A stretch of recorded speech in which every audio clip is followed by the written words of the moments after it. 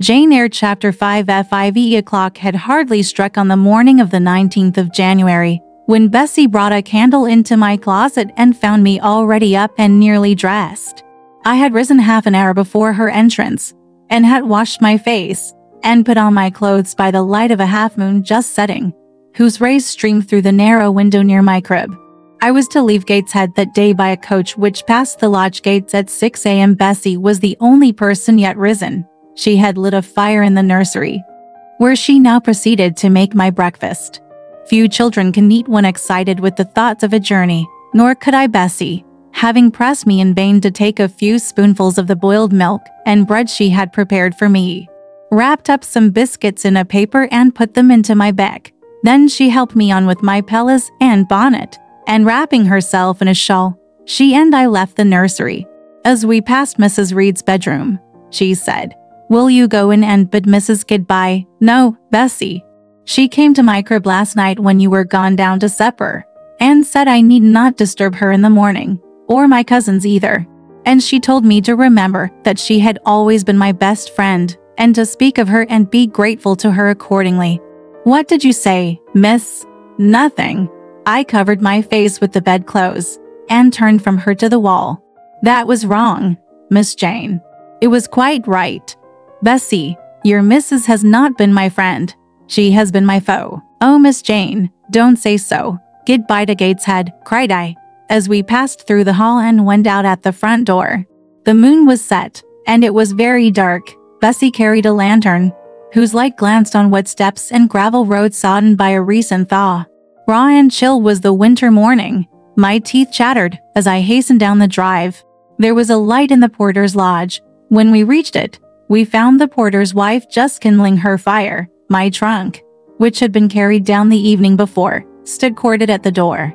It wanted but a few minutes of 6, and shortly after that hour had struck, the distant roll of wheels announced the coming coach. I went to the door and watched its lamps approach rapidly through the gloom. "Is she going by herself?" asked the porter's wife. "Yes." "And how far is it?" 50 miles. "What a long way. I wonder Mrs. Reed is not afraid to trust her so far alone." The coach drew up. There it was at the gates with its 4 horses, and its top laden with passengers. The guard and coachman loudly urged haste. My trunk was hoisted up. I was taken from Bessie's neck, to which I clung with kisses. "Be sure and take good care of her," cried she to the guard, as he lifted me into the inside. "A," was the answer. The door was slapped to. A voice exclaimed, "All right," and on we drove. Thus was I severed from Bessie and Gateshead, thus whirled away to unknown, and, as I then deemed, remote and mysterious regions. I remember but little of the journey. I only know that the day seemed to me of a preternatural length, and that we appeared to travel over hundreds of miles of road. We passed through several towns, and in one, a very large one, the coach stopped, the horses were taken out, and the passengers alighted to dine. I was carried into an inn, where the guard wanted me to have some dinner, but, as I had no appetite, he left me in an immense room with a fireplace at each end, a chandelier pendant from the ceiling, and a little red gallery high up against the wall filled with musical instruments. Here I walked about for a long time, feeling very strange, and mortally apprehensive of someone coming in and kidnapping me. For I believed in kidnappers, their exploits having frequently figured in Bessie's fireside chronicles. At last the guard returned. Once more I was stowed away in the coach. My protector mounted his own seat. Sounded the afternoon came on wet and somewhat misty. As it waned into dusk, I began to feel that we were getting very far indeed from Gateshead. We ceased to pass through towns. The country changed. Great gray hills heaved up round the horizon. As twilight deepened, we descended a valley, dark with wood, and long after night had overclouded the prospect. I heard a wild wind rushing amongst trees. Lulled by the sound, I at last dropped asleep. I had not long slumbered when the sudden cessation of motion awoke me. The coach door was open, and a person like a servant was standing at it. I saw her face and dress by the light of the lamps. "Is there a little girl called Jane Eyre here?" she asked. I answered yes, and was then lifted out. My trunk was handed down, and the coach instantly drove away. I was stiff with long sitting, and bewildered with the noise and motion of the coach. Gathering my faculties, I looked about me. Rain, wind, and darkness filled the air. Nevertheless, I dimly discerned a wall before me and a door open in it. Through this door I passed with my new guide. She shut and locked it behind her. There was now visible a house, or houses, for the building spread far, with many windows and lights burning in some. We went up a broad pebbly path, splashing wet, and were admitted at a door. Then the servant led me through a passage into a room with a fire, where she left me alone. I stood and warmed my numbed fingers over the blaze. Then I looked round. There was no candle, but the uncertain light from the hearth showed, by intervals, papered walls, carpet, curtains, shining mahogany furniture. It was a parlor, not so spacious or splendid as the drawing-room at Gateshead, but comfortable enough. I was puzzling to make out the subject of a picture on the wall, when the door opened, and an individual carrying a light entered. Another followed close behind. The first was a tall lady with dark hair, dark eyes, and a pale and large forehead. Her figure was partly enveloped in a shawl. Her countenance was grave, her bearing erect. "The child is very young to be sent alone," said she, putting her candle down on the table. She considered me attentively for a minute or two, then further added, "She had better be put to bed soon. She looks tired." "Are you tired?" she asked, placing her hand on my shoulder. "A little, ma'am. And hungry too, no doubt. Let her have some supper before she goes to bed. Miss Miller, is this the first time you have left your parents to come to school, my little girl?" I explained to her that I had no parents. She inquired how long they had been dead, then how old I was, what was my name, whether I could read, write, and sew a little. Then she touched my cheek gently with her forefinger, and saying she hoped I should be a good child, dismissed me along with Miss Miller. The lady I had left might be about 29. The one who went with me appeared some years younger. The first impressed me by her voice, look, and air. Miss Miller was more ordinary, ruddy in complexion, though of a careworn countenance, hurried in gait and action, like one who had always a multiplicity of tasks on hand. She looked, indeed, what I afterwards found she really was, an under-teacher. Led by her, I passed from compartment to compartment, from passage to passage of a large and irregular building, till, emerging from the total and somewhat dreary silence pervading that portion of the house we had traversed, we came upon the hum of many voices, and presently entered a wide, long room, with great deal tables, two at each end, on each of which burned a pair of candles, and seated all round on benches, a congregation of girls of every age, from 9 or 10 to 20, seen by the dim light of the dips. Their number to me appeared countless, though not in reality exceeding 80. They were uniformly dressed in brown stuff frocks of quaint fashion, and long holland pinafores. It was the hour of study. They were engaged in conning over their tomorrow's task, and the hum I had heard was the combined result of their whispered repetitions. Miss Miller signed to me to sit on a bench near the door. Then walking up to the top of the long room she cried out, "Monitors, collect the lesson books and put them away." For tall girls rose from different tables, and going round, gathered the books and removed them. Miss Miller again gave the word of command, "Monitors, fetch the supper trays." The tall girls went out and returned presently, each bearing a tray, with portions of something, I knew not what, ranged thereon, and a pitcher of water and mug in the middle of each tray. The portions were handed round. Those who liked took a draught of the water, the mug being common to all. When it came to my turn, I drank, for I was thirsty, but did not touch the food, excitement and fatigue rendering me incapable of eating. I now saw, however, that it was a thin oaten cake shared into fragments. The meal over, prayers were read by Miss Miller, and the classes filed off, 2 and 2, upstairs. Overpowered by this time with weariness, I scarcely noticed what sort of a place the bedroom was, except that, like the schoolroom, I saw it was very long. Tonight I was to be Miss Miller's bedfellow. She helped me to undress. When laid down I glanced at the long rows of beds, each of which was quickly filled with 2 occupants. In 10 minutes the single light was extinguished, and amidst silence and complete darkness I fell asleep. The night passed rapidly. I was too tired even to dream. I only once awoke to hear the wind rave in furious gusts, and the rain fall in torrents, and to be sensible that Miss Miller had taken her place by my side. When I again unclosed my eyes, a loud bell was ringing. The girls were up and dressing. Day had not yet begun to dawn, and a rushlight or two burned in the room. I too rose reluctantly. It was bitter cold, and I dressed as well as I could for shivering, and washed when there was a basin at liberty, which did not occur soon, as there was but one basin to 6 girls, on the stands down the middle of the room. Again the bell rang, all formed in file, 2 and 2, and in that order descended the stairs and entered the cold and dimly lit schoolroom. Here prayers were read by Miss Miller. Afterwards she called out, "Form classes." A great tumult succeeded for some minutes, during which Miss Miller repeatedly exclaimed, "Silence," and "Order." When it subsided, I saw them all drawn up in 4 semicircles, before 4 chairs, placed at the 4 tables, all held books in their hands, and a great book, like a Bible, lay on each table, before the vacant seat. A pause of some seconds succeeded, filled up by the low, vague hum of numbers. Miss Miller walked from class to class, hushing this indefinite sound. A distant bell tinkled. Immediately 3 ladies entered the room. Each walked to a table and took her seat. Miss Miller assumed the 4th vacant chair, which was that nearest the door, and round which the smallest of the children were assembled. To this inferior class one was called, and placed at the bottom of it. Business now began.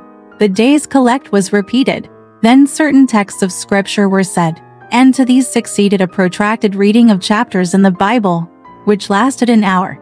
By the time that exercise was terminated, day had fully dawned. The indefatigable bell now sounded for the 4th time. The classes were marshaled and marched into another room to breakfast.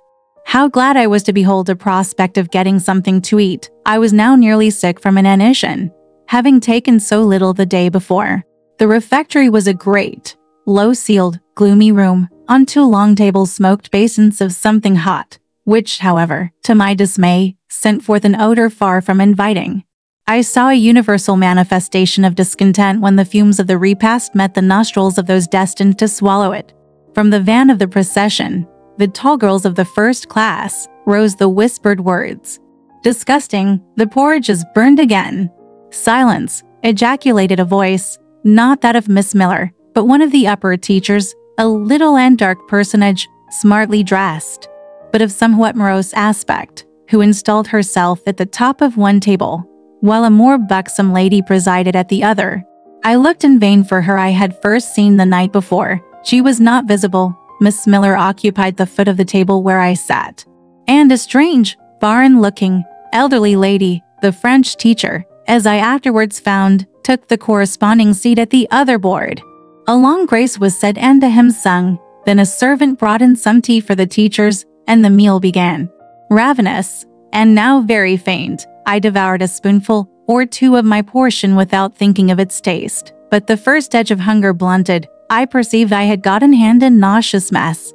Burnt porridge is almost as bad as rotten potatoes. Famine itself soon sickens over it. The spoons were moved slowly. I saw each girl taste her food and try to swallow it, but in most cases the effort was soon relinquished. Breakfast was over, and none had breakfasted, thanks being returned for what we had not got, and a second hymn chanted. The refectory was evacuated for the schoolroom.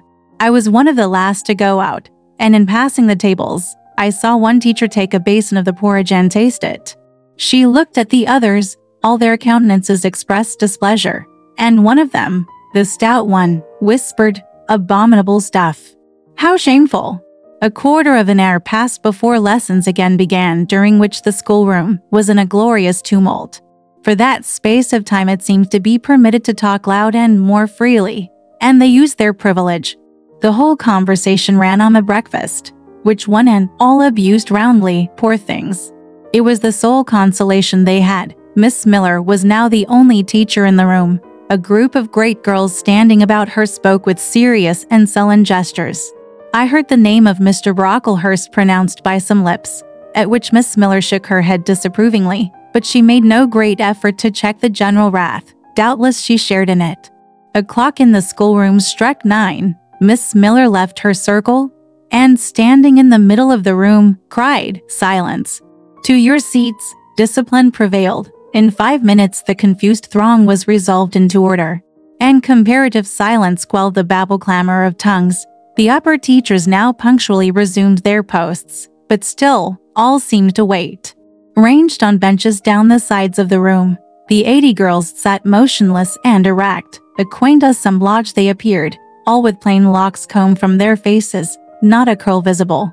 In brown dresses, made high and surrounded by a narrow tucker about the throat, with little pockets of holland shaped something like a Highlander's purse, tied in front of their frocks, and destined to serve the purpose of a work-bag. All, too, wearing woolen stockings and country-made shoes, fastened with brass buckles. Above 20 of those clad in this costume were full-grown girls, or rather young women. It suited the mill, and gave an air of oddity even to the prettiest. I was still looking at them, and also at intervals examining the teachers, none of whom precisely pleased me. For the stout one was a little coarse, the dark one not a little fierce, the foreigner harsh and grotesque, and Miss Miller, poor thing, looked purple, weather-beaten, and overworked, when, as my eye wandered from face to face, the whole school rose simultaneously, as if moved by a common spring. What was the matter? I had heard no order given. I was puzzled. Ere I had gathered my wits, the classes were again seated, but as all eyes were now turned to one point, mine followed the general direction, and encountered the personage who had received me last night.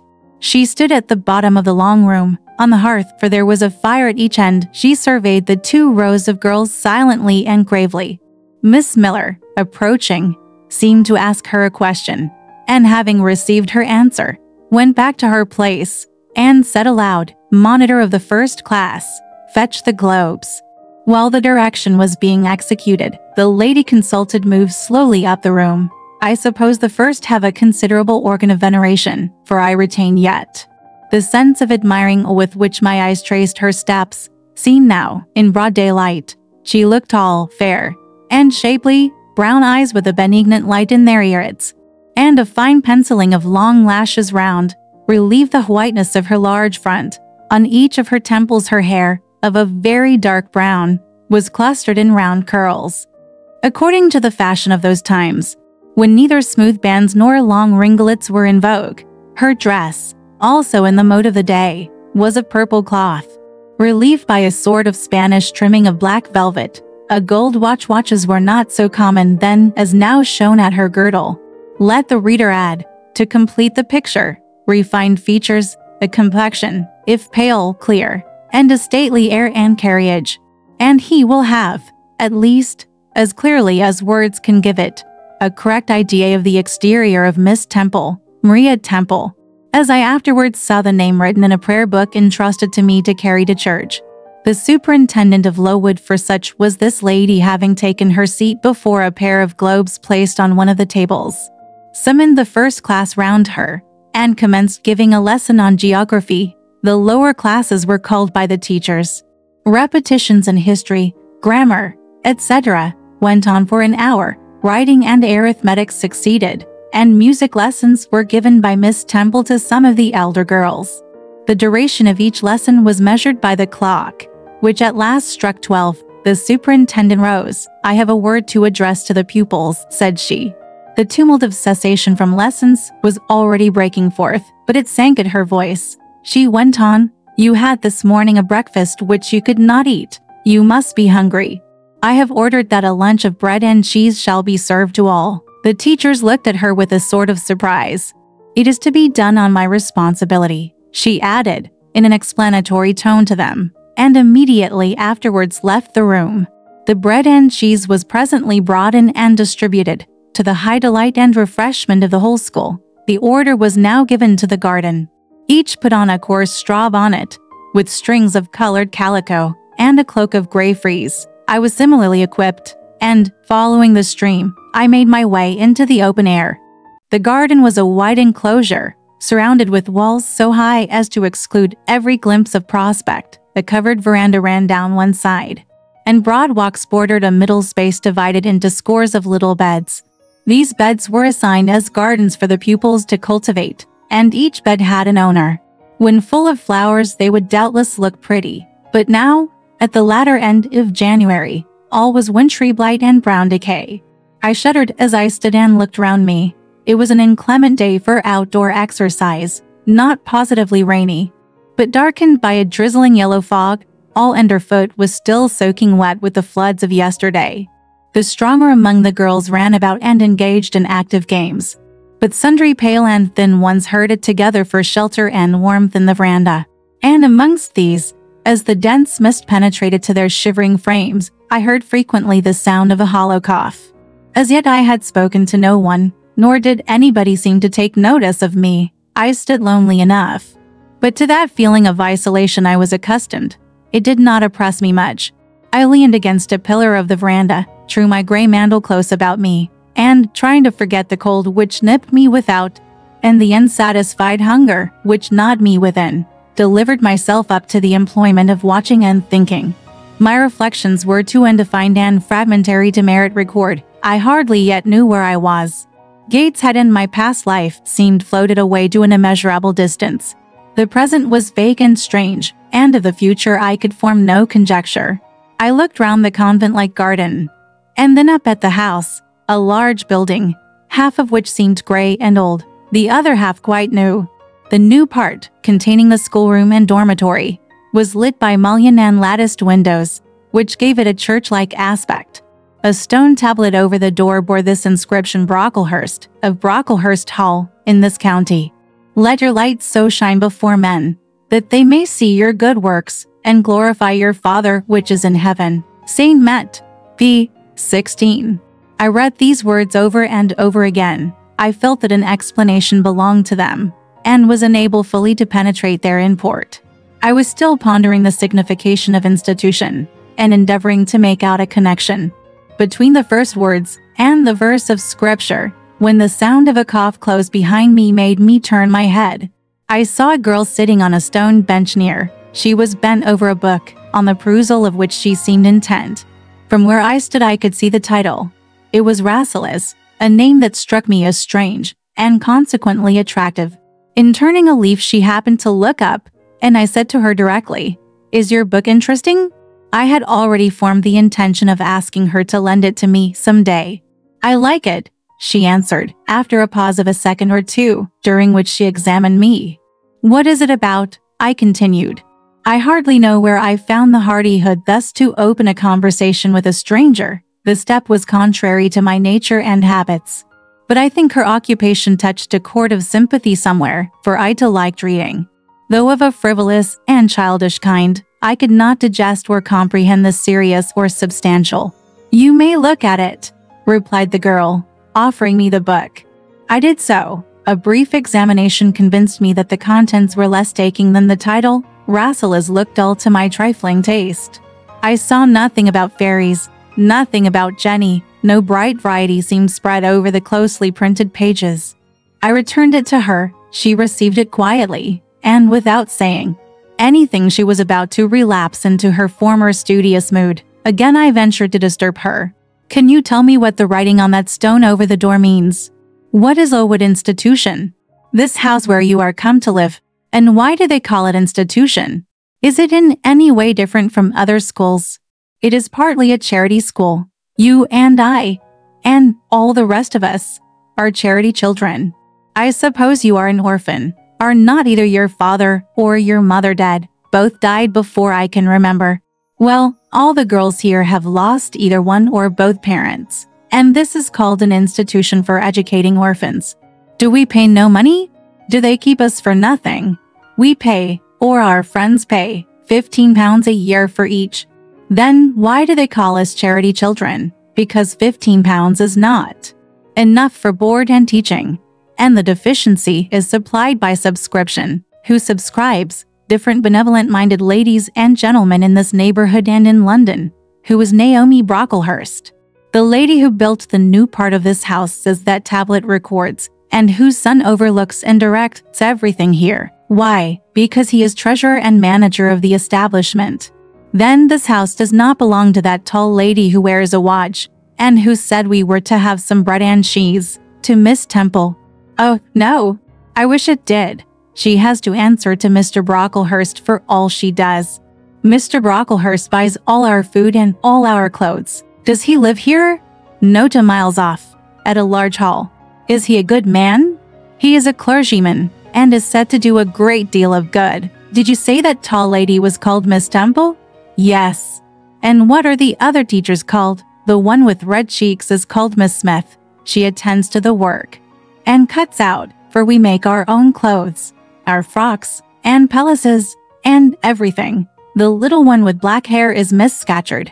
She teaches history and grammar, and hears the second-class repetitions, and the one who wears a shawl, and has a pocket handkerchief tied to her side with a yellow riband, is Madame Bureau. She comes from Lille, in France, and teaches French. Do you like the teachers? Well enough. Do you like the little black one? And the madam? I cannot pronounce her name as you do. Miss Scatcherd is hasty. You must take care not to offend her. Madame Pirot is not a bad sort of person, but Miss Temple is the best. Isn't she? Miss Temple is very good and very clever. She is above the rest, because she knows far more than they do. Have you been long here? 2 years. Are you an orphan? My mother is dead. Are you happy here? You ask rather too many questions. I have given you answers enough for the present. Now I want to read. But at that moment the summons sounded for dinner. All re-entered the house. The odor which now filled the refectory was scarcely more appetizing than that which had regaled our nostrils at breakfast. The dinner was served into huge tin-plated vessels, whence rose a strong steam redolent of rancid fat. I found the mess to consist of indifferent potatoes and strange shreds of rusty meat, mixed and cooked together. Of this preparation a tolerably abundant plateful was apportioned to each pupil. I ate what I could, and wondered within myself whether every day's fare would be like this. After dinner, we immediately adjourned to the schoolroom. Lessons recommenced, and were continued till 5 o'clock.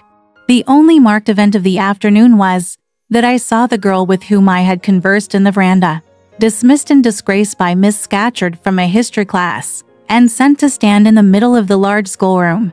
The punishment seemed to me in a high degree ignominious, especially for so great a girl. She looked 13 or upwards. I expected she would show signs of great distress and shame, but to my surprise she neither wept nor blushed. Composed, though grave, she stood, the central mark of all eyes. How can she bear it so quietly, so firmly? I asked of myself. Were I in her place, it seems to me I should wish the earth to open and swallow me up. She looks as if she were thinking of something beyond her punishment, beyond her situation, of something not round her nor before her. I have heard of daydreams. Is she in a daydream now? Her eyes are fixed on the floor, but I am sure they do not see it. Her sight seems turned in, gone down into her heart. She is looking at what she can remember, I believe, not at what is really present. I wonder what sort of a girl she is, whether good or naughty. Soon after 5 p.m. we had another meal consisting of a small mug of coffee and half a slice of brown bread. I devoured my bread and drank my coffee with relish, but I should have been glad of as much more. I was still hungry. Half an hour's recreation succeeded, then study, then the glass of water and the piece of oat cake, prayers, and bed. Such was my first day at Lowood. All right, this part of the story ends here. Want to know what happened next? Let's listen to the breakdown next time.